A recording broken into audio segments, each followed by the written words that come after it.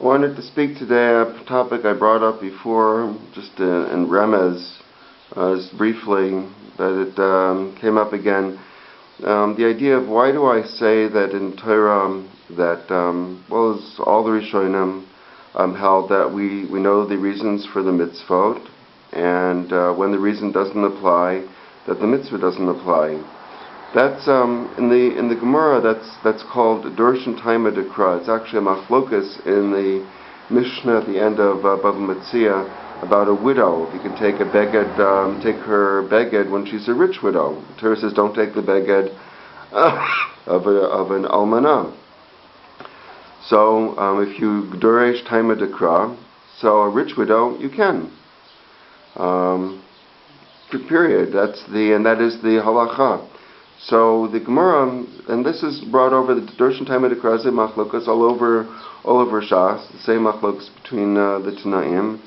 We paskin, we are Dorsh the Taima Dekra, and therefore when the reason, and the Gemara never indicates or at any point that we don't know the reasons for the mitzvot. The Harambam clearly holds we know the reasons for the mitzvot, and he gives the reasons for the mitzvot. The Sefer Chinuch says also we know the reasons for the mitzvah, and that is even the Rizal says you know the reasons for the mitzvahs. Even the reasons he gives are sort of kabbalistic connections in the higher worlds, but still there's no question we know the reasons for mitzvot. Later on, it became popular to people didn't like that because basically, Hasidut didn't like the haskalah, didn't like the enlightenment very much. The idea of people using reason to govern their lives, and so the idea of people knowing the reasons for mitzvot became and that the Torah became this document of reason, became very offensive to Hasidim. So it became popular to say we don't know the reasons for mitzvot.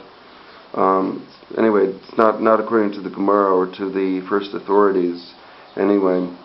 But, so we have the reasons for the mitzvot over here, and they're important because this gives you the basic where the mitzvot are going, how to apply the mitzvot. If you don't know the reason for it, then you don't know how to apply it. One of the reasons that's important is, for instance, like the idea of milchemet mitzvah. This is what came up yesterday. The idea of milchemet mitzvah, I would say is like a minimum requirement for any system of morality would be for that it should be usher to go around killing people or enslaving them.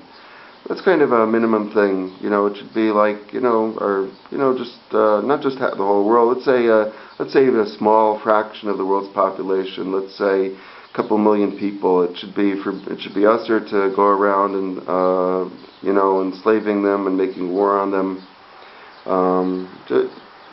Just for the heck of it. Or it shouldn't, or just because it's a mitzvah. That ought to be forbidden. Well, the thing is, unless you actually look at the reasons for the mitzvot, you try to get into what it's really going on underneath it. You can't really find that being usher according to the Torah.